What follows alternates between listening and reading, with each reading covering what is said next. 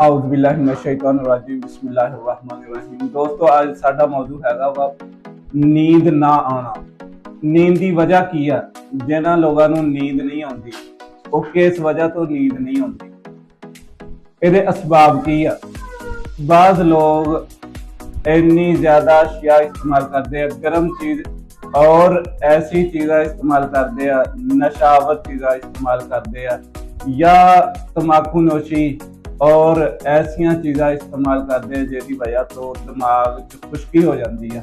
खुश्की किस वजह तो होंगी है, ऐसिया चीज़ा इस्तेमाल करने नाल खून की कमी होंगी है, जिहदे नाल खून की कमी होकर दिमाग च खुश्की पैदा हो जाती है और खुश्की की वजह नाल नींद जिहड़ी डिस्टर्ब होंदी है, नींद की कमी हो जाती है और नींद ना आउण नाल बंदे की सेहत जिहड़ी आ ਉਹ ਨਾਕਸ हो जाती है और हर दम सोच विचार च रहना, या जेडे लोग हर वेले अपनी तवज्जो और जिन्हां दा सेंसिटिव लोग आ, जिन्हां दा दिमागी काम हर वेले दिमाग तो काम लैंदे आ और उन्हां दी नींद डिस्टर्ब हो जाती है।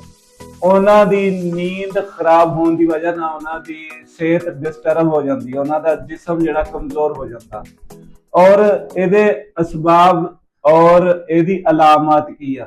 नींद ना आना ऐसी वजूहात ऐसी अलामत है कि बंदे दे दिमाग च खुश्की हो जाती है और नाल ही खुश्की की वजह नाल नींद डिस्टर्ब हो जाती है।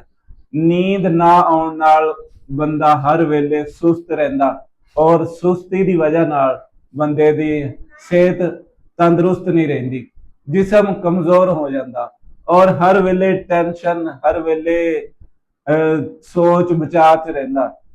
ਇਹਦਾ ਸਾਡਾ बहुत अच्छा और बेहतरीन इलाज आ ਜਿਹੜਾ ਤੁਹਾਨੂੰ ਅਸੀਂ ਦੱਸਾਂਗੇ ਆਉਣ ਵਾਲੀ ਵੀਡੀਓ 'ਚ, ਹਿੱਸਾ ਨੰਬਰ 2 'ਚ।